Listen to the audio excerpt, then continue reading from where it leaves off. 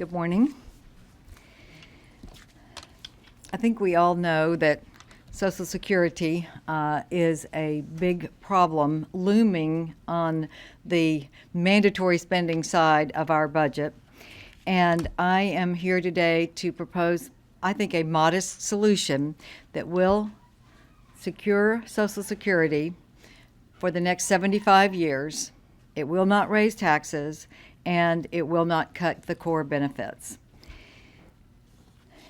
This spring, the Social Security Board of Trustees estimated that revenue will only be able to pay out 77% of benefits to beneficiaries in 2036. So we're talking in 25 years of forcing a 23% cut in core benefits, or the alternative is to raise taxes by that much. The trustees noted that there are ways that we can shore up the assets. One is to immediately and permanently increase the payroll tax on employees and employers from 12.4% to 14.55%. They also said that the shortfall could be eliminated by an immediate and permanent 13.8% cut in core benefits right now. Well, I think that is not only unacceptable, it is not necessary. Compounding this fact is that, as we see today, demographic changes are very clear. In 1935, 42 workers supported one retiree. Today, we're at 3 workers per one retiree. By 2035, it will be 2 workers for every retiree. We cannot afford to let the trust fund go to the point where only current revenue will be able to be paid out. Clearly, we have a chance to act. You might ask, why are you doing this now? No one else seems to be focused on Social Security. I am doing it now because there are heavy negotiations both within the Senate, probably within the House, and certainly with the Vice President and the joint House-Senate representatives. I believe Social Security should be part of any agreement that can be made in conjunction with lifting the debt ceiling. I can't see a way that we can clear enough reform with just the discretionary spending cuts to really address the deficit, which of course is why we have the debt ceiling issue. We've got to bring down the deficits, and we need to do it as much as possible on a long-term basis. It is estimated by the Congressional Budget Office that mandatory spending is projected to increase by 60% in the next 10 years. Well, I'm sending a letter to Vice President Biden and the working group to include a Social Security proposal in the negotiations and ultimately in the final agreement, and I'm suggesting that it be mine. But I do want to say that I am not wedded to exactly my proposal, although I will go over it with you, and I believe it is doable, and I think it is the best one that I've seen. But I would be open to changes, open to negotiations. I just think we need to make the program part of the negotiations on the debt ceiling. My proposal will cut the deficit by over $400 billion within the 10-year budget window, and over the 75-year life of what I am proposing, it will cut $6.5 trillion out of the needs of Social Security, which would be added to the debt. What I do in my proposal is, first of all, gradually raise the retirement age. And I have given you the details on how that works. But basically, anyone who is 58 years and older will have no changes at all. But each person starting in the year 2016 that is below 58 will start seeing a 3-month increase per year in their retirement age. That would be both the early retirement age and the normal retirement age. The normal retirement age would reach 67 by 2019, 68 by 2023, and 69 by 2027. I stop at age 69. Several of the other proposals that I have seen go to age 70, and I think certainly that is something to consider. I stop at 69, and it can be done with that top age. The early retirement age would also gradually increase to 63 by 2019 and 64 by 2023. The cost of living adjustment would be computed as it is under current law, but the adjustment would be reduced by 1%. Over the past 10 years, the average Social Security COLA has been 2.2%, so it would lower to 1.2%. So you're looking at roughly $11.80 a month in a cut in increase in the COLA. I think a 1% increase in the COLA and the gradual age increase is the most preferable way that I could find after jiggling with a lot of numbers and a lot of changes. We worked on this for really several months with the Social Security Administration. But my proposal, I believe, is the most gradual and certainly is better than a 23% cut. The longer we wait to fix this, the more drastic the cuts in benefits or tax increases are going to have to be.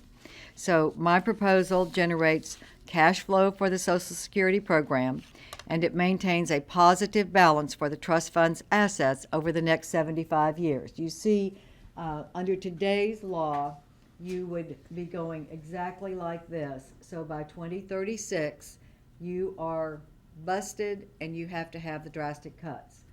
My proposal takes us on out, this is 2090, so it's still going in 2090, and there may have to be adjustments in the next 75 years, but certainly we will have better demographic information, and I think we're going to be living longer and healthier, and people are going to want to keep working.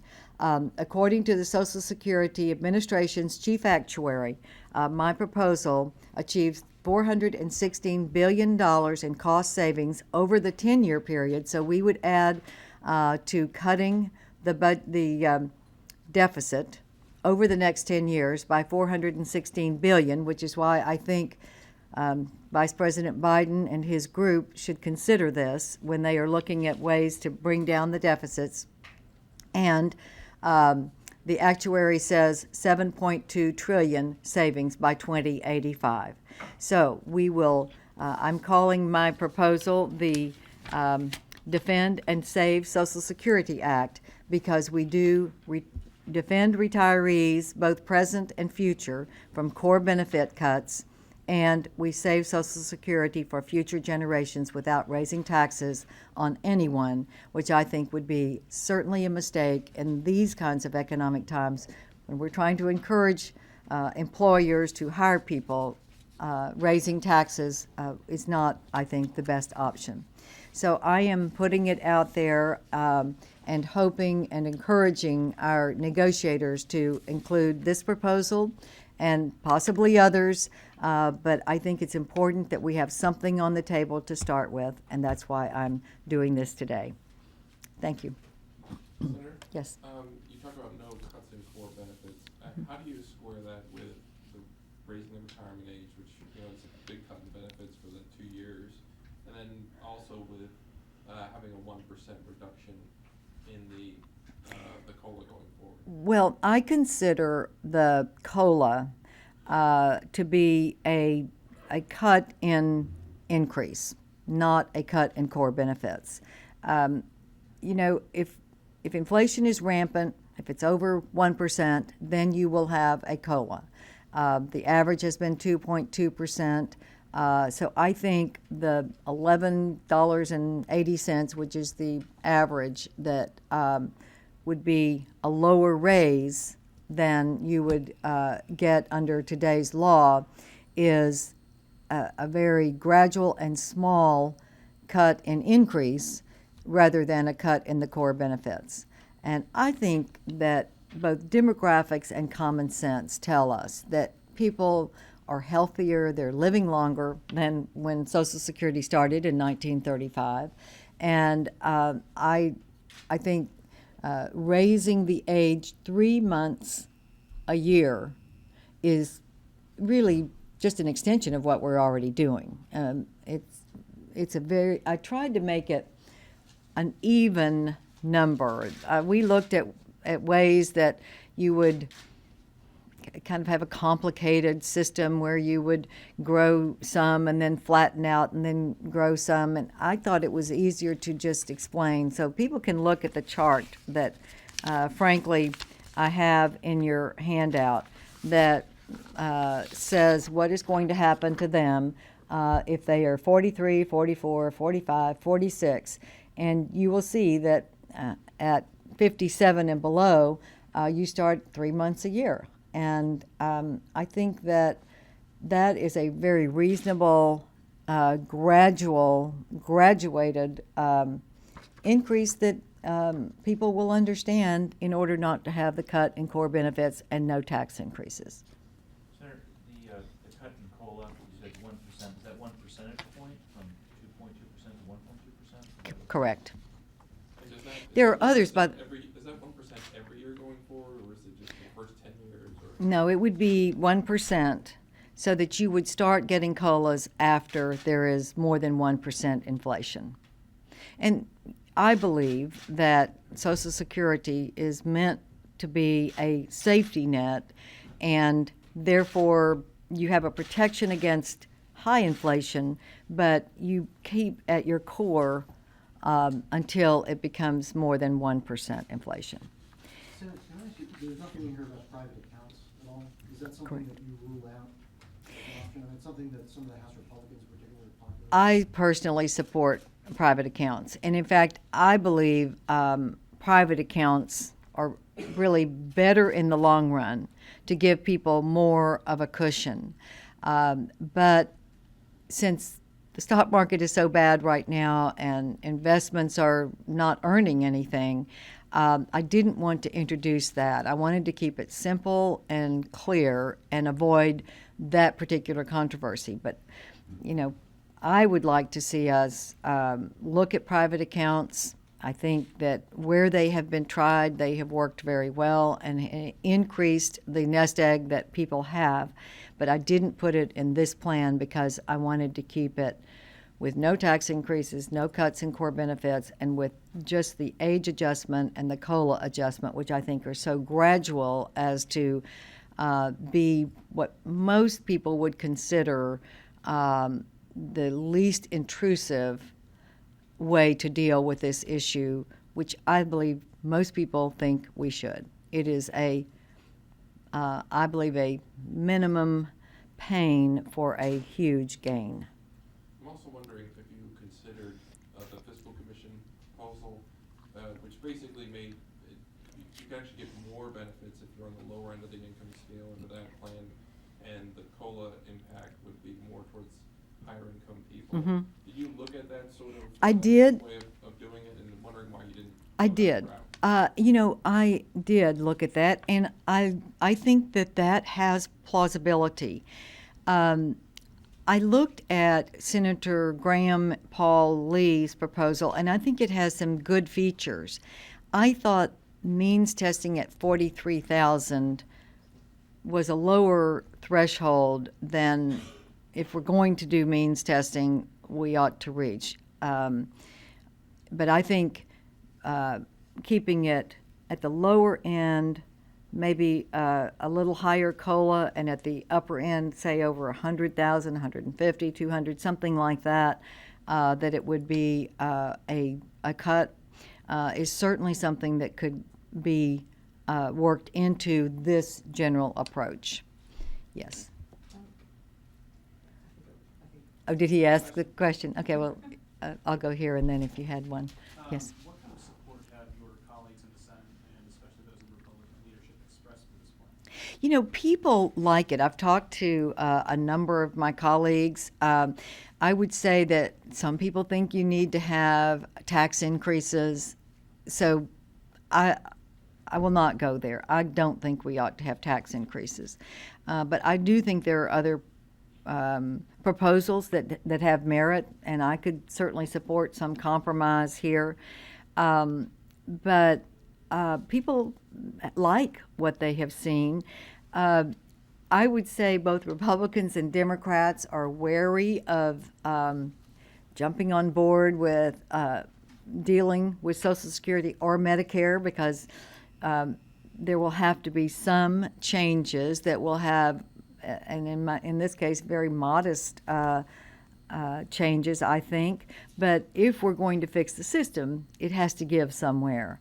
And so I think the way to do it, and I think Mitch McConnell has said it best, there will be a number of issues in the 2012 campaign that we will be able to show disagreements between the presidential candidates and in the races for Congress. We don't need to have a disagreement on Social Security and Medicare. We have to do that together to take it off the table. And Mitch McConnell has said we should do the big things for America in a bipartisan way. And I've heard him say that to Democratic groups and Republican groups. And he's right, because if we all do it together, then there's not going to be the cheap shot stuff of like savaging Paul Ryan because he made an attempt on Medicare. He's not in concrete either, but he made an attempt. Somebody has to write the first draft.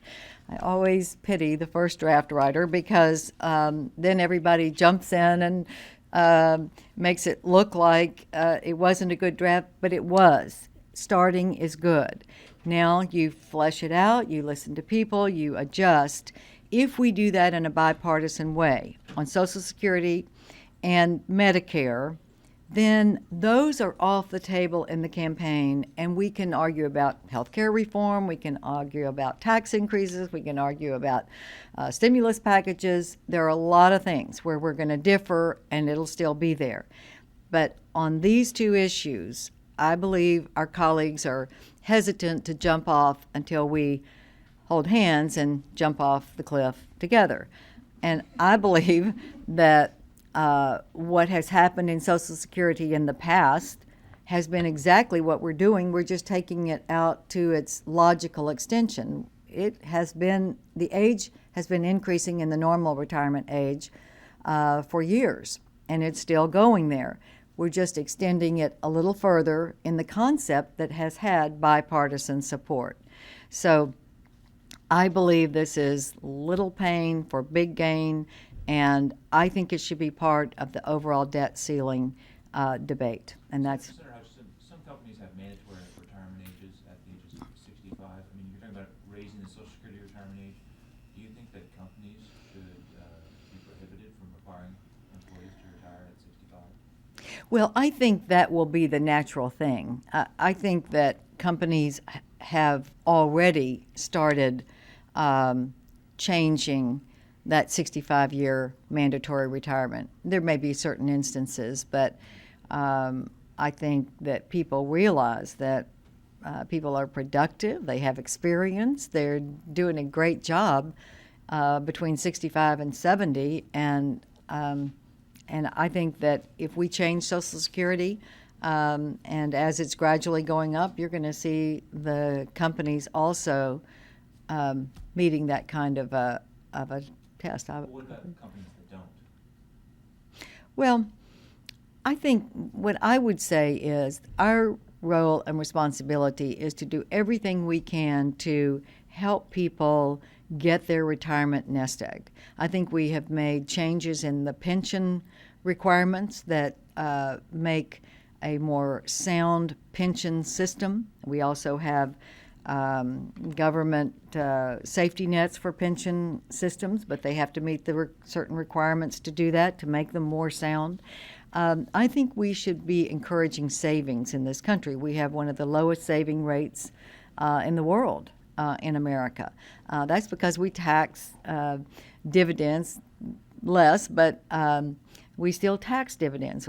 I would take the tax away from dividends and capital gains so that people could build more of a retirement nest egg.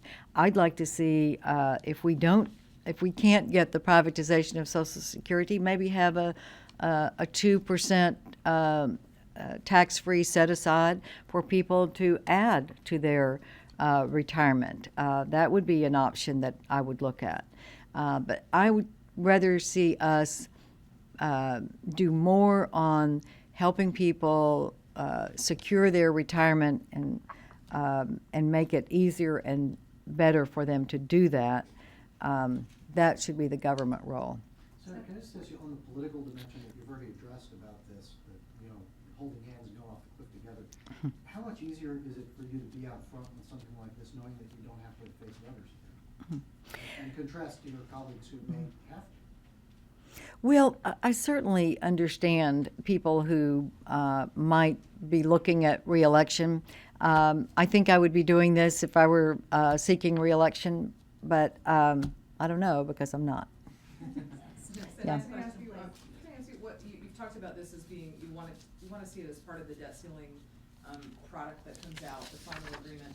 I wonder, just in general, have you thought about what must be included in that agreement to secure your vote to increase the debt ceiling? Well, I believe there have to be significant cuts in discretionary spending, and I believe that we should tackle mandatory reforms, mandatory spending reforms. When you look at the piece of the budget that's discretionary spending, and then you look at the piece that's mandatory, it's just overwhelmingly mandatory, and with the estimates that that's going to increase 60% over 10 years, it's a no-brainer to say that we've got to put mandatory reform in this negotiation. Of the two big ones, I believe Social Security is the easiest one to fix, and I think my plan is so gradual and modest that to have a 75-year trajectory of solvency, it is, in my opinion, the easiest and best way to approach it. And I think it should be part of debt ceiling because $440 billion over 10 years is not chump change. When they're talking about several trillion, this is $500 billion basically that we could take out of the deficit over 10 years. And then when you look at 75 years, which is what we ought to be doing, to take $7 trillion out, just is going to ease the overall economic fiscal situation in our country, and we should be looking long term. We have the chance to do it now. Just a quick follow-up. Anything on the revenue side, such as some of your colleagues are supporting now the ending of subsidies for established industries?